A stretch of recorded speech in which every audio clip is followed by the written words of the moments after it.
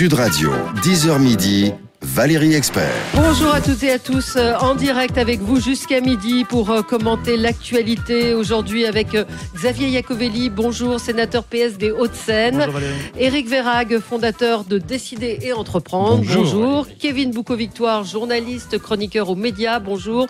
Vous êtes également cofondateur du site Le Comptoir et vous venez de publier Orwell, écrivain, non, vous en avez publié 2. Et Orwell, écrivain des gens ordinaires aux éditions du Cerf et La guerre des gauches. C'est chez Première Partie. C'est chez Première Partie. Bah voilà, j'ai une mauvaise. Et c'est aux éditions du Cerf. Et puis Jean Messia. Voilà, Jean Messia, membre du bureau national du FN et conseiller de Marine Le Pen. Bonjour. Merci d'être avec nous à Paris aujourd'hui, alors que Marine Le Pen, et on va en reparler, est à Cannes et à Nice pour un grand rassemblement. Donc nous allons nous interroger sur ce choix de Marine Le Pen. Nous allons parler évidemment du 1er mai. Est-ce que c'est la fin des syndicats, démonstration de force ou démonstration de faiblesse? On pourra y revenir évidemment. Et puis je voulais commencer avec le meurtre de la petite Angélique et la conférence de presse du procureur hier qui est rentré, qui a donné un très grand nombre de détails. Je vous propose d'appeler Philippe Bilger. Philippe Bilger est avec nous. Vous avez été ancien procureur. Philippe Bilger, bonjour. Philippe Bilger, bonjour. Merci d'être avec nous. Vous êtes magistrat honoraire, vous avez été procureur. Est-ce que vous avez été surpris, choqué? Moi, j'ai été choqué en tout cas par les détails qu'a donné hier le procureur de Lille à propos du meurtre de la petite Angélique. On a l'impression qu'il y a une surenchère à chaque fois de la part des procureurs. Je vous rejoins un petit peu, même si dans ma carrière, je n'ai jamais été amené à faire des communiqués de ce type. Mais un communiqué de procureur, au niveau où il se situe, doit être un compte-rendu objectif et de bonne foi.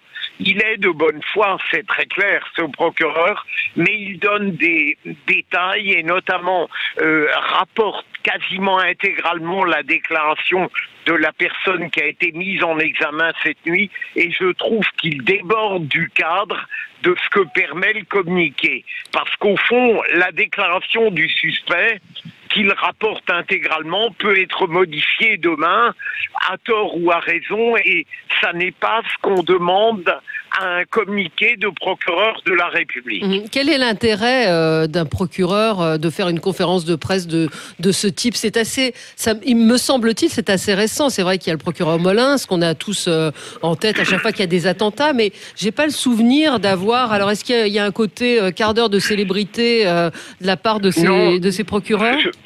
Valérie Expert, depuis quelques années, évidemment, les procureurs usent plus volontiers du droit de faire des communiqués. Certains parviennent assez remarquablement à adhérer à la loi du genre et à ne pas dépasser ce qu'ils doivent dire médiatiquement parlant, mais d'autres, peut-être poussés par le fait que l'opinion publique est évidemment indignée par telle ou telle affaire, éprouvent le besoin d'en faire ou d'en dire trop. Merci beaucoup Philippe Bilger. Et je rappelle qu'on vous retrouve sur Sud Radio tous les vendredis à midi. Voilà. Merci à vous, bonne journée. Beaucoup. Au revoir. Au revoir. Voilà, est-ce que vous avez été vous aussi interpellé, choqué par ces détails, Xavier Iacovelli? Oui, moi je vous avoue que je suis assez mal à l'aise avec cette conférence de presse. Moi je pense avant tout à la famille d'Angélique. Je suis pas sûr que l'accumulation de détails du procureur apporte quelque chose à l'enquête. Elle ne compromet pas non plus l'enquête, mais je vois pas ce que ça apporte. Alors, moi, je suis pour l'indépendance de la justice. Je suis parlementaire. C'est pas une question d'indépendance. Mais après, je suis pas éditorialiste non plus. Mais je vous avoue que je suis un peu choqué du nombre de détails et assez mal à l'aise avec cette façon de médiatiser un peu les affaires dans le détail complet. Éric Verhaeghe ? Moi, je crois, je vais faire une petite provocation puisque j'entends la langue de bois sympathique au demeurant du sénateur. Pourquoi langue de bois? Parce que cette théorie de l'indépendance de la justice, je crois quand même, s'agissant du parquet, et le procureur est représentant du parquet, je crois quand même qu'il faut arrêter cette fiction. Tout le monde sait qu'il y a des rapports qui d'ailleurs, à mon avis, on a du mal à l'objectiver ou à le documenter, mais on le sent bien, ces rapports sont de plus en plus étroits entre la chancellerie et le parquet. Et je crois qu'aujourd'hui, On a besoin de faire croire, en effet, aux citoyens lambda que la justice est une réalité indépendante. On a besoin de mettre en scène ce spectacle de l'émotion prise en main par la justice. Mais quel est le rapport entre l'indépendance de la justice ? Parce que je crois qu'aujourd'hui, on est en train de construire l'image d'une justice qui est au service de la population, qui est dans l'émotion, dans l'empathie vis-à-vis de ces souffrances des familles, mais qui sont aussi données en spectacle de façon de plus en plus en direct, si j'ose dire.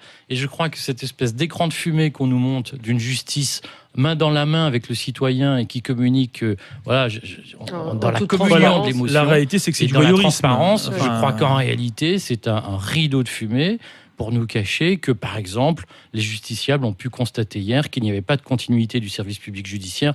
L'essentiel des tribunaux était fermé hier, ou en tout cas ne travaillait pas. Et donc on voit bien que pour faire croire que tout va bien, on met en scène des grandes émotions, et en réalité, on est plus que jamais dans une justice qui est complètement liée à des déterminants autres que l'impartialité. C'est-à-dire que vous pensez que sciemment, le procureur de la République a mis en scène cette conférence de presse qu'aujourd'hui, les procureurs ont besoin de se faire mousser pour faire croire que tout va bien. D'accord, mais les procureurs, c'est pas forcément la chancellerie. C'est pas forcément la chancellerie qui organise cette mise en avant médiatique des procureurs. C'est, à mon avis, individuellement les procureurs qui décident de se mettre en avant sur des affaires médiatiques, émotionnel, effectivement, et quand ça touche des enfants, ça touche la population, et voilà, je pense que c'est avant tout, et je suis pas là pour défendre forcément... Jean Messia. Écoutez, moi j'ai qu'un mot à la bouche, c'est obscène, parce que le meurtre d'une petite, dans les conditions où ça a eu lieu, devrait suffire par lui-même, dans son horreur, dans son abjection, pour ne pas avoir à révéler tous les détails les plus sordides. Enfin, j'imagine les parents de la petite auxquels je pense aujourd'hui, entendre ces détails-là, d'abord, ça n'apporte rien, si vous voulez, ni à l'enquête, ni à la procédure judiciaire en cours. Moi, je partage l'avis de mon voisin sur l'indépendance, effectivement, de la justice, qui est plutôt une indépendance fictive s'agissant du parquet. Cela étant, dans ce cas précis, je pense qu'il s'agit plutôt d'une sorte de maladresse d'un fonctionnaire qui a lu, en fait, un rapport à la ligne, sans avoir de regard un peu distancié et sans véritablement mesurer l'impact de son propos. C'est une lecture un peu froide, je dirais, d'un compte-rendu. C'est un magistrat, comme le rappelait Philippe Bilger, qui connaît les limites de l'exercice, ce qu'il peut dire, ce qu'il ne peut pas dire. Et c'est vrai que depuis le meurtre de la petite Maïlis, on a vu les avocats s'affronter. Moi, j'avais vraiment le sentiment qu'il y a une surenchère. Alors, est-ce que c'est de l'ego ? Mais Philippe Bilger a dit aussi que tous les magistrats n'avaient pas l'expérience de ce type de communication. C'est vrai. Donc, on peut penser, si vous voulez, que étant une première ou une deuxième fois et n'ayant pas trop l'expérience de la communication, on s'est contenté de lire machinalement un compte-rendu d'enquête ou un rapport d'enquête qui, évidemment, avec le prisme médiatique, a été dévastateur sur le plan de la communication. Oui.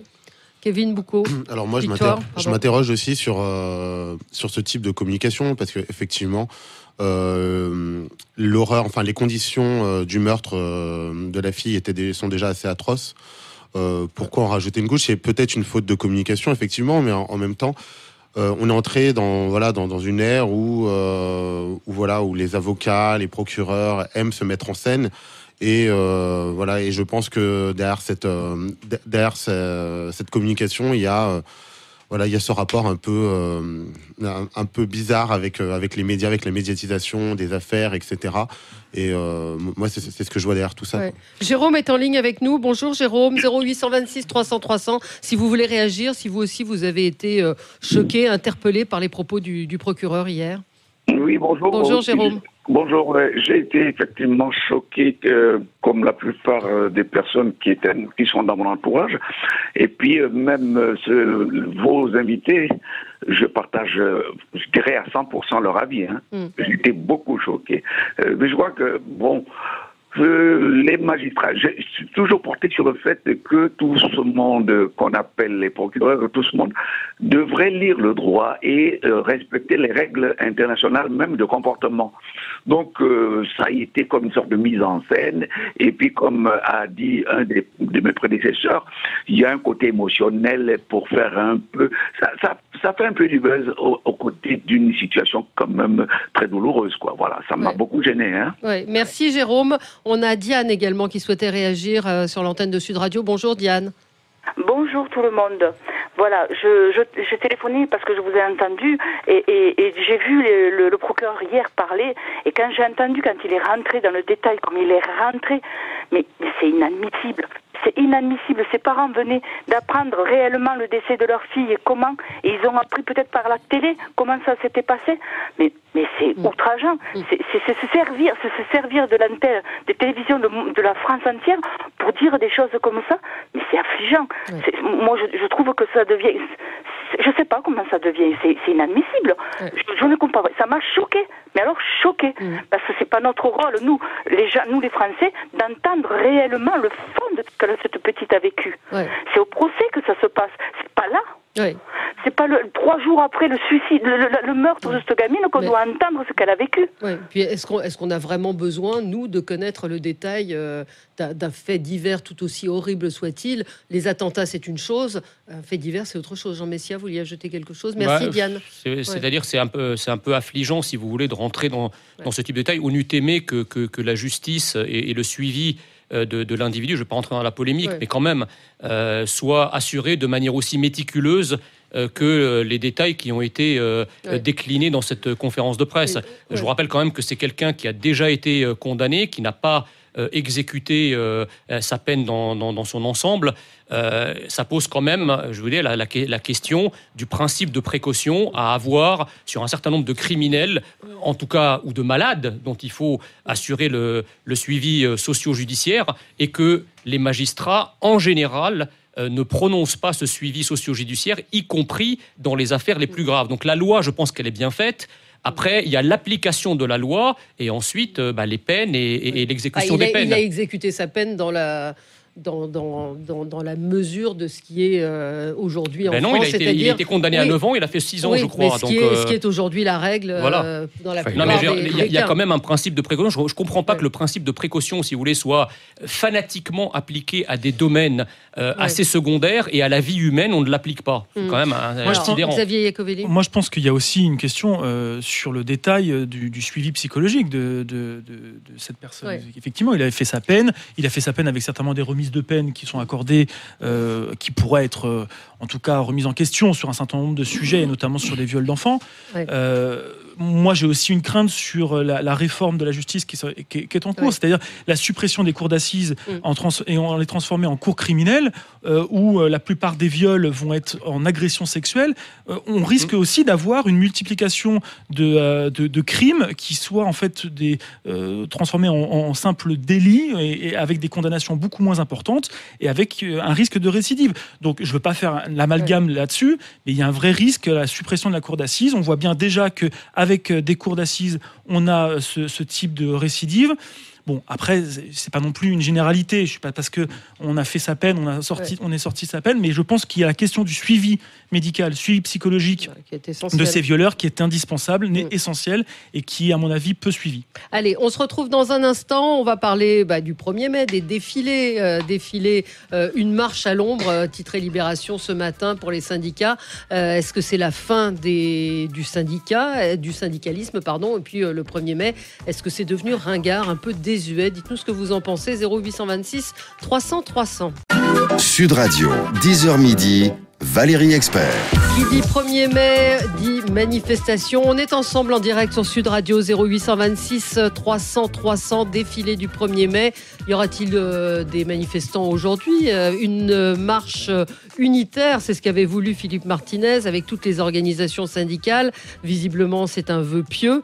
Les syndicats sont aujourd'hui dans l'impasse face au gouvernement, en tout cas en ce qui concerne le conflit de la SNCF. Je posais cette question avant la publicité, Xavier Iacovelli. Est-ce que c'est ringard le 1er mai ? Est-ce que c'est un truc qui va tomber en désuétude ? Est-ce que c'est une vieille habitude ? Vous savez, on parle depuis quelques années, le 1er mai, c'est le défilé des syndicats ou le défilé du Front National. Mais avant tout, c'est la fête des travailleurs.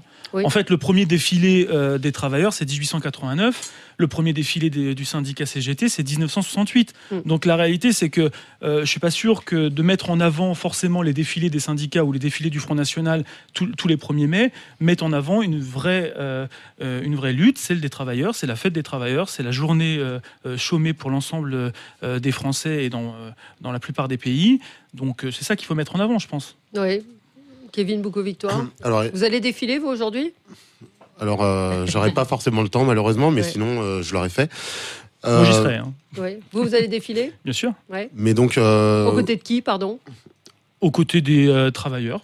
Mais vous n'avez pas le sentiment que c'est quand même extrêmement politisé aujourd'hui ?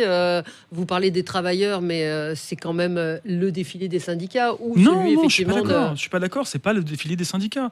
Les syndicats partent d'ailleurs en ordre dispersé.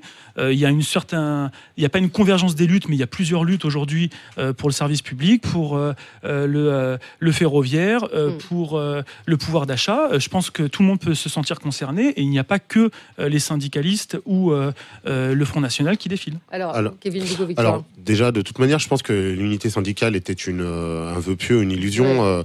Comment imaginer vraiment la CFDT participer à une marche avec la CGT quand aujourd'hui, la CFDT est juste devenue un syndicat social-libéral qui accompagne en gros les réformes plus qu'autre chose.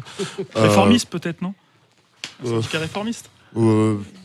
J'irais même plus jusque là, quoi. C'est le cache-sexe de ce que dit monsieur. Jean Messia, le mot réformiste. Et à côté de ça, même là, il y a eu un changement de direction à FO la semaine dernière, mais pareil, on ne sait pas trop quel jeu joue FO quand ils avaient combattu la loi El Khomri, mais qu'ils ont soutenu la loi Travail XXL de Macron.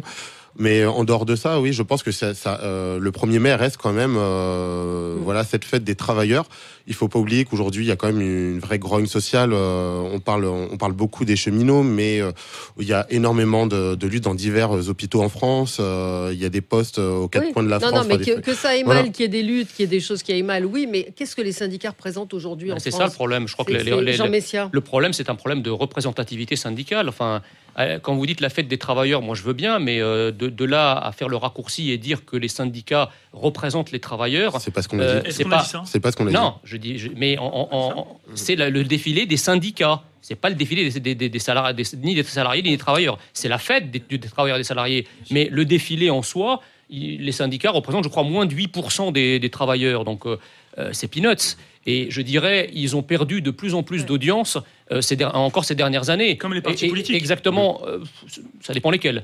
Mais je vous confirme. Non, ça dépend lesquels. Alors pour le Parti socialiste, oui, très certainement. Non, mais pour le Front National, pour l'instant, c'est pas le cas. Victoire. Non, mais je ne crie pas victoire. Je constate. Si demain ça change, je vous le dirai. On a vu la suite. Moi, je pars des faits, si vous voulez. Donc les faits sont têtus. C'est un de vos ancêtres politiques qui disait ça. Donc moi, je constate. Lénine et le PS, bon. Pardon. Chic, ça va être la bagarre. bagarre. On va pas faire l'amalgame entre Lénine et le PS, mais. Plongez dans l'histoire de la gauche et vous y verrez quelques points comme ça. J'ai écrit sur l'histoire de la gauche. Pas tous en même temps. Énervant pour vous. Mais par contre, moi, je pense aussi au 1er mai. Excusez-moi. 1er mai, c'est aussi le meurtre de Brahim Bouharam qui a été jeté à la Seine en parallèle par des extrémistes en parallèle d'un défilé du Front National.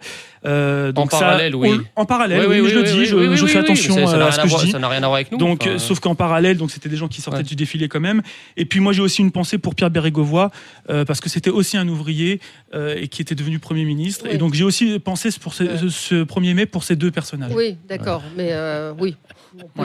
Alors, ça fait rire. Mais je trouve que cette espèce de rituel des commémorations est toujours très drôlatique, puisque si on va jusqu'au bout, il faut peut-être rappeler que le 1er mai est férié depuis Vichy. Et je trouve toujours très drôle de voir des gens de gauche antifascistes faire l'éloge d'une fête inventée par Vichy, en tout cas sacralisée par Vichy. Il y avait beaucoup de gens de gauche à Vichy. Et on voit quand même qu'il y a beaucoup plus qu'on ne croit de continuité entre l'État français de 1940 et la social-démocratie je vous rappelle que ça date de 1889, comme je l'ai dit tout à l'heure, les premiers défilés. Et on n'a pas attendu Vichy pour fêter le travail. Le fait que le 1er mai soit un jour férié date de Vichy.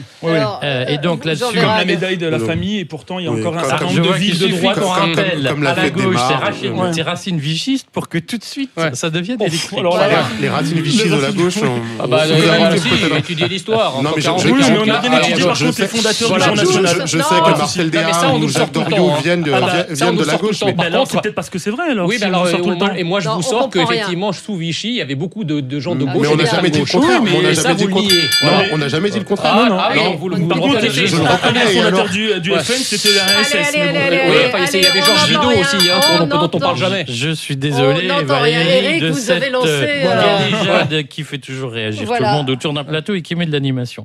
Sur le fond, il faut redire quand même sur la représentativité des syndicats. C'est que, en effet, en France, depuis 1947, depuis le Conseil national de la résistance, on a décidé de jouer systématiquement et la division syndicale et l'affaiblissement syndical. En partie en suscitant chaque fois d'autres syndicats que le syndicat majoritaire de l'époque qui était la CGT, et très largement surtout en mettant en place des tas de bidules qui ont attiré les délégués syndicaux loin des entreprises. Et si aujourd'hui on a des syndicats qui représentent moins de 10% des salariés, le taux d'adhésion est à peu près 8%, équivalent à ce qu'il est aux États-Unis, 25% au Royaume-Uni, c'est très largement parce que de façon continue, depuis 70 ans, on a créé une sécurité sociale paritaire, des tas d'organismes paritaires, et on a considéré que l'accord d'entreprise n'avait pas de poids et pas de valeur, que tout devait se faire dans le Code du travail ou par des accords interprofessionnels. Grâce à Emmanuel Macron, et Dieu sait si je le critique par ailleurs, enfin, on va redonner du poids aux accords d'entreprise. Ce qui est fascinant, c'est de voir, les salariés. Si je peux finir, ce qui est fascinant, c'est de voir l'hypocrisie d'un certain nombre de gens à la gauche qui disent « vive la démocratie sociale », mais surtout ne la pratiquons pas en entreprise et abat ces ordonnances qui vont permettre de faire des accords d'entreprise. Et vive un système qui a tué les syndicats et qui les maintient dans la marginalité depuis 70 ans. C'est toute l'hypocrisie de la gauche qui parle de démocratie syndicale, salariale, sociale, mais qui en réalité la déteste et veut continuer la mainmise d'une bureaucratie syndicale sur le dialogue social et la définition des normes sociales en France. Juste un truc, c'est quand même que la démocratie exige des gens à peu près égaux, relisez du contrat social de Rousseau, et que dans l'entreprise... Dans une entreprise, vous verriez que ça se passe pas comme dans vos fantasmes. Écoutez, j'ai travaillé en entreprise et je travaille encore... Il y a longtemps, je pense. Il y a longtemps, je suis encore salarié, s'il vous plaît. Alors, c'est une réalité, je veux dire, aujourd'hui, l'accord avec le Front National. Non, mais c'est encore une fois, c'est la réalité. Je veux dire, si je dis que le soleil se lève à l'est, il dira la même chose. C'est pas pour ça qu'il est Front National. C'est la même chose. C'est pas une question de haine du patron. On dit qu'entre le salarié et le patron. Vous fantasmez sur les patrons. Non, on ne fantasme pas sur les patrons. Je suis en train de vous expliquer qu'il n'y a pas d'égalité. Il y a un rapport de force qui est défavorable pour le salarié. C'est comme ça. Vous fantasmez, mais le Front National est d'accord avec vous. Ça devrait vous poser question. Et alors, enfin. On a Marc en ligne avec nous. Marc, bonjour. Oui, bonjour. Qu'est-ce que vous vouliez nous dire? Est-ce que vous allez défiler, vous, aujourd'hui? Alors moi, je vais vous dire que, justement, aujourd'hui, je voudrais rendre hommage à tous les gens qui travaillent en 1er mai, parce qu'il y en a plein, et beaucoup plus, d'ailleurs, qui vont défiler. Et moi, vous voyez, avec mon fils, aujourd'hui, on a décidé de manifester, et souvent, on travaille. C'est vrai, on est une petite entreprise, et donc on bosse. Et on se pose pas ce genre de questions, ce qu'on entend là sur votre plateau. Et ce que je voudrais dire, c'est qu'aujourd'hui, finalement, pourquoi les syndicats sont en train de mourir, ça va être dur ce que je vais vous dire, mais c'est parce qu'en fait, je crois qu'on a les syndicats les plus bêtes de la Terre. Et pourquoi parce qu'en fait, ils sont pas représentatifs des gens, et je pense qu'il faudrait aller voir du côté du Danemark et prendre le modèle danois, où finalement, vous avez des syndicats par profession, et là, les gens se sentent concernés. Aujourd'hui, si on veut, entre guillemets, moi je suis pour, je suis chef d'entreprise, et je serais pour que être syndiqué, ça devienne obligatoire, mais avec des syndicats intelligents. Parce qu'aujourd'hui, on a des syndicats qui tuent les entreprises plutôt que de les sauver. Et ça, les gens le savent dans la rue. Allez, Marc, merci. On va s'interrompre quelques secondes et on se retrouve dans un instant sur Sud Radio. Sud Radio, 10h midi, Valérie Expert. De retour avec vous, avec Xavier Iacovelli, sénateur PS des Hauts-de-Seine, Éric Vérac, fondateur de Décider et Entreprendre, Kevin Boucault-Victoire, journaliste, chroniqueur aux médias, cofondateur du site Le Comptoir, et Jean Messia, membre du bureau national du Front National, conseiller de Marine Le Pen. On va parler de Marine Le Pen dans un instant, qui n'est pas aux côtés de son père aujourd'hui, qui n'ira pas comme tous les... Enfin, oui, il n'y était pas déjà depuis quelque temps, mais elle, c'est la première fois qu'elle n'est pas qu'elle ne se rendra pas déposer une gerbe devant la statue de Jeanne d'Arc. C'est faux, parce qu'elle l'a fait à Cannes, en fait. Il y a une statue de Jeanne d'Arc à Cannes devant laquelle elle l'a fait. Mais à Paris, voilà. Vous jouez, on va y revenir. On va y revenir juste pour conclure sur les syndicats. Est-ce que vous avez le sentiment aujourd'hui que c'est quand même ringard? Je repose ma question le 1er mai, que les syndicats aujourd'hui sont à bout de souffle. Encore une fois, une marche à l'ombre pour les syndicats, le titre de Libé, je trouve assez juste. Moi. Tous les magasins sont ouverts à Paris aujourd'hui, en tout cas tous les magasins d'alimentation, non? Dans mon quartier, dans l'Est parisien, chez les pauvres, c'est ouvert. Chez les pauvres, oui. Non, mais c'est vrai que ce que disait Marc... Chez les encore plus pauvres, c'est-à-dire dans l'Est parisien, mais dans le 9-3... Dans la banlieue, quoi. Eh bien, écoutez, ils sont fermés. Ouais, mais ce que disait Marc, à savoir les syndicats ne représentent plus personne. Aujourd'hui, ils sont quand même dans une impasse. Ils sont en train de perdre quand même face au gouvernement. Trop de politique et pas assez de défense des salariés. Ouais. Oui, effectivement, le syndicalisme est mal en point. C'est l'un des plus faibles taux de syndicalisation en Europe. Mais d'ailleurs, historiquement, ça l'a toujours été. Le taux de syndicalisation en France a toujours été faible. Mais effectivement, entre les divisions syndicales, la bureaucratisation de la tête, c'est-à-dire... Voilà, encore une fois, à FO, on comprend pas ce que fait la direction par rapport à sa base.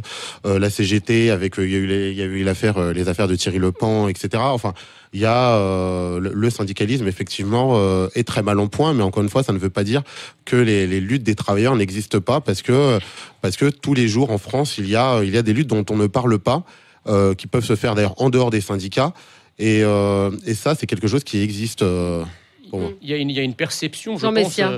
Alors, effectivement, le taux de syndicalisation a toujours été historiquement faible. Ce qui change, c'est la capacité, en fait, des syndicats à entraîner les travailleurs qui, pour le coup, ne sont pas syndiqués. Et ça, cette capacité-là a été fortement réduite ces dernières décennies, pour une raison simple, c'est qu'il y a aussi l'idée chez les travailleurs qu'un certain nombre de syndicats ont jauni. Typiquement la CFDT par exemple, moi j'ai entendu des choses de la part des travailleurs, même dans des travailleurs du secteur secondaire, qui disent la CFDT est clairement devenue un syndicat jaune. Et donc à partir de là, si vous voulez, à partir du moment où une connivence est perçue avec le patronat ou avec plus globalement les réformes ou les tentatives de réformes néolibérales qui sont conduites en France depuis quelques décennies, forcément, un certain nombre de travailleurs vont s'écarter de cette vision des choses. Pourquoi blabla, Éric Vérac? Mais non, mais vous raisonnez. Réforme néolibérale dans ce pays. Bien sûr que si. Le problème, c'est que les réformes néolibérales dans ce pays ne sont pas politiquement assumables. En réalité, Macron, il est en train de faire ce dont toutes les majorités, durant ces 30-40 dernières années, ont rêvé de faire. Mais profondément, la nature des choses est la même. Sauf que Juppé en sait quelque chose. Quand vous voulez faire des réformes néolibérales, c'était pas néolibéral. Politiquement, c'est pas assumable parce que vous perdez les élections. Allez, un mot sur la manif d'aujourd'hui, à savoir donc le grand rendez-vous révolutionnaire tant attendu. Le préfet de police prévient qu'il y aura des débordements. Donc qu'est-ce qu'on fait dans ces cas-là? On nous annonce qu'il va y avoir des groupes qui vont lancer des cocktails Molotov. On sait à l'avance que ça va être violent. Donc on va donner quand même, non? On va donner consigne aux gendarmes, comme à Notre-Dame-des-Landes, comme dans les universités, comme à Toulouse. On va leur donner des consignes qu'il faut surtout pas égratigner le moindre manifestant, qu'il faut faire preuve de retenue. Et on aura des gendarmes qui vont se prendre des cocktails Molotov, peut-être même qu'il y aura des blessés comme toujours chez les gendarmes, et ça n'émouvra absolument personne. Ce qui est bien avec le FN, vous n'avez jamais été gazé en manif, vous. Dès que c'est excessif, c'est insignifiant. Vous n'avez jamais été gazé en manif, vous. Non, mais franchement... Moi, non, mais là, on annonce à l'avance. Est-ce que c'est pas pour maximiser l'information pour in fine se dire en fin de compte, il n'y a pas eu autant de débordements que prévu? C'est aussi une possibilité en termes de communication. Après, je suis d'accord aussi que les derniers défilés, en tout cas les dernières manifestations, on s'est rendu compte qu'il y avait un certain nombre de casseurs qui historiquement étaient à la fin des cortèges et qui sont passés en tête ou dans les cortèges. Et donc là, il y a une question aussi, pour le coup, des organisations de ces défilés et des organisations de ces manifestations sur la sécurité même. Ouais. Parce qu'avant, il n'y avait pas ce débordement, en tout cas à l'intérieur des défilés. On avait de la sécurité, les syndicalistes avaient des organisations de sécurité. On n'a pas l'impression aujourd'hui que ça tienne la route. Il y a un laxisme absolu concernant toutes ces milices d'extrême gauche. Et d'extrême droite. D'extrême droite, non. Parce que vous créez des parallélismes comme ça. Non, l'extrême droite, c'est vrai qu'on ne fait que jeter les Arabes dans la Attendez, où sont les milices d'extrême droite aujourd'hui? Permettez-moi. Ils sont dans les Alpes, où ça, par exemple. Mais c'est pas les milices d'extrême droite. Juste à côté de nous. Ils rentrent à la fac de Montpellier, sinon. Ils rentrent à la fac de Montpellier, tabasser des élèves. Ils sont là pour pallier les défaillances de l'État. Ils sont là pour tabasser des élèves. Non, c'est ça. À la fac de Montpellier, c'était ça. C'était des gens d'extrême droite. Oui, mais quoi, 3 ou 4 personnes par rapport à Notre-Dame-des-Landes, par rapport c'était 3 ou 4 personnes. Mais attendez, les milices d'extrême gauche bénéficient d'une impunité totale. Totale, bien sûr que si. Et depuis des années. On n'aura pas les idées de dissoudre. Effectivement, si vous voulez, il y a une résurgence des Black Blocs aujourd'hui, enfin depuis quelques années. Ce sont ces blocs d'extrême droite. Non, les Black Blocs qui sont les anarchistes, les anarchos autonomes en fait. Donc il y a une résurgence de ça effectivement dans les mouvements. Il y a l'affaiblissement des syndicats et donc qui ne sont plus capables d'assurer l'ordre. Mais encore une fois, on parle de groupes très minoritaires dans les manifestations. Pour les avoir vus plus d'une fois, ils sont très minoritaires. Et à la fin, on ne retient que ça des manifestations. Si, je vous l'assure qu'ils sont très minoritaires. Attention, j'ai pas amalgamé. Je dis simplement que les milices d'extrême gauche qui sont ultra violentes, qui sont à Notre-Dame-des-Landes, qui sont sur tout un tas de partis, par exemple dans les facs, etc., sont à la fois beaucoup plus nombreuses. Alors je sais qu'on crée des parallélismes en disant il y a aussi l'extrême droite. La violence dans les facs à Notre-Dame-des-Landes, non, c'est pas vrai. On a tendance par l'esprit à essayer d'équilibrer les choses. La réalité, c'est que les milices d'extrême droite sont majoritaires et c'est elles qui foutent le bordel. Parlons de Marine Le Pen en ce moment. On voit Jean-Marie Le Pen qui est en train de déposer une gerbe au pied de la statue de Jeanne d'Arc. Alors vous m'avez dit tout à l'heure que Marine Le Pen avait bien déposé sa gerbe, elle aussi au pied de la statue de Jeanne d'Arc, mais à Nice, c'est ça ? À Cannes en premier, et là elle va donc être aujourd'hui, et c'est quand même une première, elle va être à Nice pour un appel avec un rassemblement avec les alliés européens qui viennent d'Autriche, de Pologne, d'un petit peu partout, Hongrie, etc. Donc c'est pourquoi cette délocalisation du 1er mai?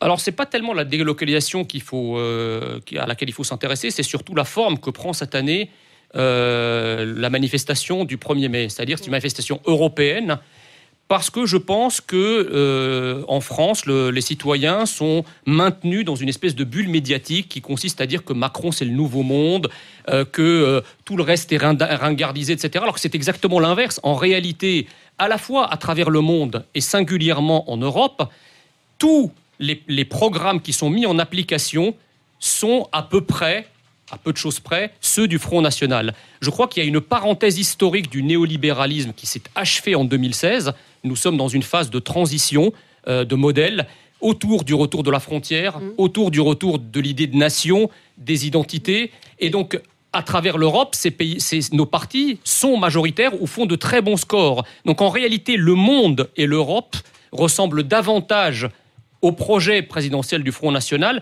qu'au projet de M. Macron. M. Macron est l'archétype, la quintessence de l'ancienne mondialisation qui a été partout vaincue et la page tournée. Donc c'est la première édition de la fête des nations du mouvement pour l'Europe des nations et des libertés. Effectivement, et on sait bien que la prochaine échéance électorale, c'est aussi les élections européennes. Donc c'est une manière de préparer les élections européennes pour elle aussi. C'est une manière aussi de montrer qu'effectivement, on n'est pas seul, et contrairement à tout ce que matraquent les médias à longueur de journée, comme quoi le Front National est mort, Marine Le Pen est morte, ça n'est pas vrai. Non seulement nous ne sommes pas morts, mais en plus, nous sommes majoritaires dans la plus grande partie de l'Europe. Juste citer, donc il y aura le FPO autrichien, la Liberté néerlandaise, le PVV.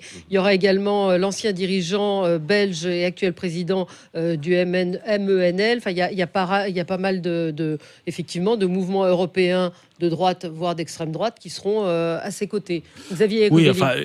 Enfin, moi, ce que je peux retenir, c'est que le FN est quand même assez cornérisé. On voit effectivement qu'il y aura un message audiovisuel de Matteo Salvini de la Ligue du Nord.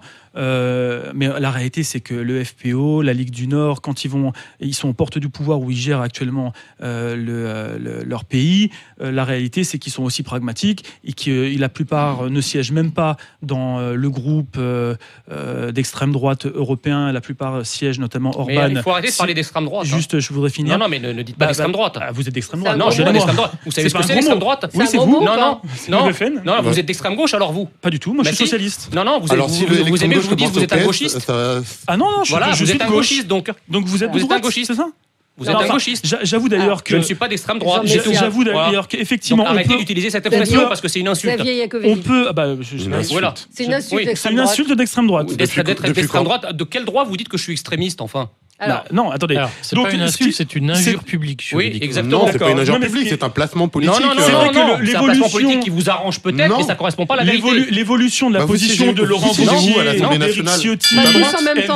C'est vrai que la position d'Éric Ciotti, de Laurent Wauquiez, et d'ailleurs c'est peut-être pour ça d'ailleurs qu'on a fait la réunion du Front National à Nice. C'était un pavé dans la mare aussi d'Éric Ciotti, certainement. Il n'est pas très content, mais parce que forcément il marche sur ses terres, comme ils ont à peu près le même programme, notamment sur l'immigration. Merci de le préciser. Mais les autres sont partis chez Macron. Moi, je pense sincèrement que la question européenne, ils ont bien compris au Front National que la question européenne n'était plus un moyen de gagner des électeurs. Donc, ils sont en train aujourd'hui de réunir les groupuscules d'extrême droite de l'ensemble des pays européens sur la question de l'immigration. Et on voit bien que c'est leur marotte. C'est le seul point commun qu'ils ont ensemble. Et d'ailleurs, c'est quand même cocasse qu'on soit à côté des Alpes, à côté des groupes identitaires qui bloquent aujourd'hui avec en toute impunité le col. C'est une question d'irrimante. Je suis désolé que vous le vouliez ou non. La question migratoire est une question d'irrimante pour tout un tas de nos compatriotes qui le vivent au quotidien. Sur la haine des autres. Mais arrêtez de dire ça. C'est quoi votre méthode de débat? C'est d'habiller en extrême droite le désaccord pour éviter de discuter. C'est difficile d'en placer une. Kevin Boukovic. Alors déjà, juste premier truc, assez marrant de parler, de fait de l'Europe des nations quand on sait qu'il n'existe plus de nations en Europe, puisque aujourd'hui le pouvoir n'est plus national, le pouvoir est à Bruxelles. Je suis désolé. Deuxième chose. Alors, en fait, en allant à Nice, déjà, en se rapprochant effectivement de la frontière franco-italienne, qui est une frontière où il y a des tensions assez fortes. Voilà, il y a un message effectivement. Ça n'a pas du tout été calculé comme ça. Ne me dites pas qu'il n'y a pas de tension à cette frontière. Oui, d'accord. Enfin, on est décidé d'aller à Nice uniquement pour ça. Alors là, c'est vraiment des réalités. Alors dites-nous pourquoi. Ensuite, laissez-moi finir. Donc, ce qui est marrant, donc Marine Le Pen, en faisant ça, effectivement, veut prendre ses distances encore avec le Front National de son père. C'est toute une stratégie, mais en même temps. On voit. Vous êtes macroniste, vous, en même temps. Ouais, j'aime beaucoup le en même temps, effectivement. Ouais. En même temps, qu'est-ce qu'on voit, c'est que elle referme la parenthèse Philippot, c'est-à-dire que si quelque part le FN souverainiste de Florian Philippot n'est plus, c'est pas vrai. Ça devient en invitant tous ces partis, en invitant tous ces partis, le FPO, le Parti pour la liberté, etc. Qu'est-ce que fait le FN? Il est en train de montrer que son programme ne tient plus que sur l'immigration et l'identité, et que la question souverainiste, voilà, et la question souverainiste passe au second plan. Je suis désolé. Permettez-moi de répondre. Nous n'avons jamais été anti-européens. Le fait d'être contre l'Union européenne ne signifie pas être anti-européen. Nous croyons dans l'Europe des nations. Notre ADN, les deux murs porteurs de notre mouvement, c'est la souveraineté nationale et l'identité nationale. On ne renonce pas à ça. Maintenant, discuter des modes opératoires, c'est différent. Mais les principes sont toujours là. Philippot s'est rallié à la ligne de Marine Le Pen, en réalité. Quand il est parti, la ligne est toujours la même. Le mode opératoire a changé, mais la ligne est toujours la même. Quand vous dites que tous les programmes en Europe ressemblent au programme du Front National, c'est vrai. Je suis désolé, mais je n'ai pas vu un seul programme en Europe qui parle de souveraineté et qui veut revenir à la souveraineté nationale. Éric Verhaeghe n'a pas encore parlé, mais vous allez parler dans un instant. Éric Verhaeghe. Je n'ai pas de problème. Voilà, vous n'avez pas de problème là-dessus. Marine Le Pen, donc à Nice, pour la première édition de la Fête des Nations. À tout de suite. Sud Radio, 10h midi. Valérie Expert. De retour avec vous dans le studio de Sud Radio. Marine Le Pen donc est-elle la nouvelle leader de l'Europe populiste? Elle est en ce moment même à Nice où elle a rassemblé un certain nombre de partis de droite et d'extrême droite, pardon Jean Messia, même si de droite extrême ou de droite extrême, si vous préférez, de droite nationale. Non, ça s'évoquait la droite dure. Oui, c'est vrai. Alors, parce que qualifier d'extrémiste quelqu'un, une pièce dans le jukebox, c'est déjà on peut plus arrêter. Pourquoi Nice? Vous n'avez pas répondu effectivement à la question. Et moi j'ai une autre question. Excusez-moi, mais moi j'ai une autre question parce que Collard a indiqué et a félicité les groupes de génération identitaire dans les Alpes qui eux-mêmes se revendiquent d'extrême droite, qui eux-mêmes se revendiquent membres du Front National. Donc moi j'aimerais savoir ils se revendiquent d'extrême droite. Donnez-moi des citations parce qu'on peut pas balancer ça comme ça. Quelle est votre position? Est-ce que vous suivez la génération identitaire et vous faites comme Collard à les féliciter? Oui. Et donc, alors, ok. Comme ça, c'est clair. Les générations identitaires, attendez, mais vous les avez rencontrés, vous avez parlé avec eux? C'est quoi Génération Identitaire? Vous croyez que c'est un groupe plus d'extrémistes? Non, c'est pas du tout. Pourquoi? Parce qu'il faut appliquer la loi? On applique nous-mêmes la loi. Les citoyens font appliquer eux-mêmes la loi maintenant. Grâce à l'action citoyenne de Génération Identitaire. Mais on sait qu'il y a une certaine complaisance de Monsieur Collomb à votre égard sur le groupe identitaire. C'est parce que Génération Identitaire a fait cette action citoyenne que l'État s'est réveillé, figurez-vous. On va l'État n'a pas eu besoin du Front National pour se réveiller. C'est pour ça que c'était une passoire aux Alpes. Grâce au Front National et le groupe identitaire. On va rappeler des choses quand même sur Génération Identitaire. C'est gênant à dire, mais c'est comme ça. On va rappeler des choses sur Génération Identitaire. Eric Verac n'a pas dit un mot. Il y a un combat des démocrates contre le fascisme, mais justement, je trouve qu'il est. C'est ça, vous avez bien résumé la caricature. Je vais essayer d'en placer une un peu plus calmement, puisque je trouve que vous êtes quand même tous très nerveux. Mais je trouve que justement, cette espèce de nervosité très émotionnelle qu'il y a entre vous, elle est à l'image du problème politique qui se pose en France. C'est-à-dire que ça fait maintenant 40 ans qu'on nous explique que le débat public, il est polarisé entre les méchants d'extrême droite qui nous refont Adolf Hitler ou Pétain ou je sais pas qui, et les gentils bienveillants qui défendent la démocratie. Et cette espèce de comédie, de mascarade, elle permet d'éviter les problèmes de fond. C'est-à-dire qu'en effet, on est dans un pays où il y a, on parlait de syndicats tout à l'heure, une grève Air France, une grève SNCF, qui est quand même en train de nous mettre par terre, qui est en train de nous décrédibiliser. On est perclus de problèmes sociaux. On est en état d'urgence quasi permanente à cause du terrorisme. Et la seule chose qu'on parvient à faire, c'est d'essayer de nous faire croire qu'il y a une menace fasciste comme en 1936. Mais qui a dit ça? Toute la gauche, c'est comme ça. Qui a dit ça? Il faut sortir un jour de cette espèce il y a 30 ans, de répétition qui est un rideau de fumée. Et les gens ne se réintéresseront à la politique et ne réenchanteront la politique que lorsqu'ils entendront parler de leurs problèmes. Parce qu'en réalité, les Français de Brive-la-Gaillarde qui vivent en périphérie, comme l'a dit un intellectuel, la question des migrants de Vintimille, c'est pas leur sujet. Ils savent que ça existe, ils ont une position là-dessus pour ou contre, c'est leur problème, mais ça ne leur parle pas de leur vie quotidienne. Et l'enjeu de l'immigration aujourd'hui dont on parle, c'est un enjeu de réfugiés qui parle très peu à la vie quotidienne des Français. Ce que veulent les Français, c'est de savoir vers où ils vont. Voilà. Est-ce qu'on va continuer à avoir une pression physique?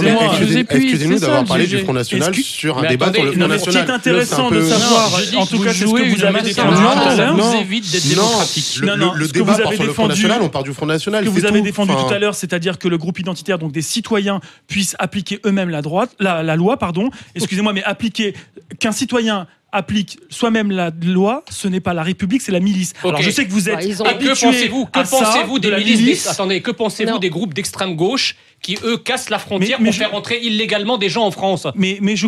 Alors attendez, mais moi je condamne vous les soutenez? Mais je soutiens personne. Mais si, par contre je suis contre le délit de solidarité. Pas du tout. On est parti dans un débat. Écoutez, le Front National aujourd'hui représente 11 millions de Français. Vous le vouliez ou non, 11 millions de Français. Vous croyez quoi qu'il y a 11 millions de nazis en France? Arrêtez avec vos caricatures. Personne n'a parlé ni de fascisme ni de nazisme. C'est vous qui représentez la ligne, c'est pas nous. On a 11 millions d'électeurs. C'est un mec du Parti Socialiste qui me dit que moi je représente rien. C'est à vous les électeurs. C'est à vous les électeurs. On a un auditeur avec nous. Le Parti Socialiste n'est plus rien. Un auditeur. Chut, Jean-Noël. Je sais pas si vous arrivez à parler. Merci de... Vous allez apaiser, j'espère, le débat. Bonjour Jean-Noël. Une vraie cacophonie. Oui. Bonjour Valérie. Aujourd'hui, je vous appelle de Corse, très belle île, qui a certaines valeurs aussi, qu'on pourra en parler à votre intervenant là, par rapport à la Corse. Et je voulais parler par rapport à Marine Le Pen. Oui. C'était le sujet de départ. C'est le sujet d'aujourd'hui. Je pense qu'aujourd'hui, la droite doit se réveiller et s'unir et faire une union de la droite. car les thèses, les idées, en règle générale, elles sont convergentes, elles vont dans le même sens. À quelques nuances près. Il y a des nuances près, mais après pour diverses raisons. Mais la droite, en France, sauf erreur de ma part, elle est majoritaire à 60%, c'est un 60-40 par rapport à la gauche. Et pour appliquer une politique de droite, ce que veulent les Français, c'est une vraie politique de droite avec des faits, non plus des actes, non plus des paroles. Le problème, il est là, le problème. Il est tout à fait ici. Quand on dit que des clandestins rentrent en France, ils rentrent en France illégalement, c'est vrai. Et ça devient, on n'a plus les moyens de pouvoir les loger, les nourrir et tout ce qui s'ensuit. Et surtout, quand on arrive à scolariser des enfants clandestins, là, il y a un problème. Il va falloir se réveiller, voir certaines choses autrement. Ensuite, quand on dit que les migrants, les clandestins, ils sont pas aidés, ils sont aidés de partout par rapport à ce qui se passe à Vintimille et autre part, c'est réel, c'est fait à des buts politiques plus ou moins avoués ou pas avoués. Mais pour Marine Le Pen, humanitaire peut-être, non ? Pardon ? Humanitaire, peut-être pas politique, humanitaire. L'humanitaire. Mais quand vous parlez d'union des droites, c'est-à-dire que vous pensez que pourquoi ils vont pas sur C'est une vieille marotte, l'union des droites. Où ils peuvent les accueillir. Ce serait très bien aussi là-bas. Mais c'est quoi l'union des droites pour vous ? C'est les Républicains avec le Front National ? L'union des droites, je pense que ça arrivera. Et il faudra que ça se fasse. L'union des droites, même que ça plaise ou pas à certains républicains, car les idées sont convergentes et vont dans le même sens, à 80%. Ça, on vous confirme. Et c'est là qu'il va falloir faire. Par contre, ce sont les têtes de gondole, ce qu'on appelle dans la grande distribution la GD, qu'il va falloir changer, style Estrosi, à la Juppé, les Darmanin qui ont pris armes et bagages pour partir chez Macron. Il va falloir, ces têtes de gondole, c'est les changer et mettre un petit peu des gens, des femmes et des hommes à Marion des postes Maréchal clés.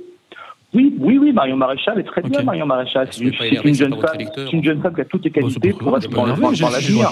Laissez parler l'auditeur, oui. Oui, mais malheureusement, je ne suis pas auprès de vous. Avec grand plaisir, je viendrai converser avec vous, cher monsieur. Avec grand plaisir. Mais malheureusement, je n'y suis pas. Et l'union des droites passera par là, dans un futur plus ou moins proche, à condition qu'on change les têtes de gondole et sortir monsieur Estrosi déjà des LR.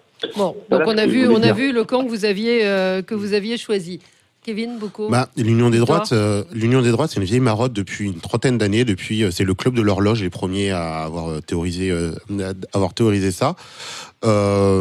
C'est quelque chose en fait dont veulent certains électeurs, dont ne veulent pas forcément les directions. Marion Maréchal Le Pen, plutôt dans son interview testament, qui n'est pas si testament que ça, à Valeurs Actuelles, elle avait dit qu'elle pourrait être capable de travailler avec Wauquiez, mais de son côté, en fait, Wauquiez, lui, ne veut pas, je pense, pour des raisons plus électorales qu'idéologiques. C'est-à-dire qu'en fait, le FN, la montée du FN depuis les années 80 était plus ou moins orchestrée par le PS. Pourquoi ? Pour casser la droite, justement, et parce que le FN est trop infréquentable pour une union des droites. Et dans l'imaginaire collectif, il y a toujours Marine Le Pen aura beau faire tout ce qu'elle veut pour changer, tourner le dos au parti de son père, et le FN restera dans l'imaginaire au moins collectif un parti d'extrême droite. Finaliste de l'élection présidentielle quand même. Excusez du peu.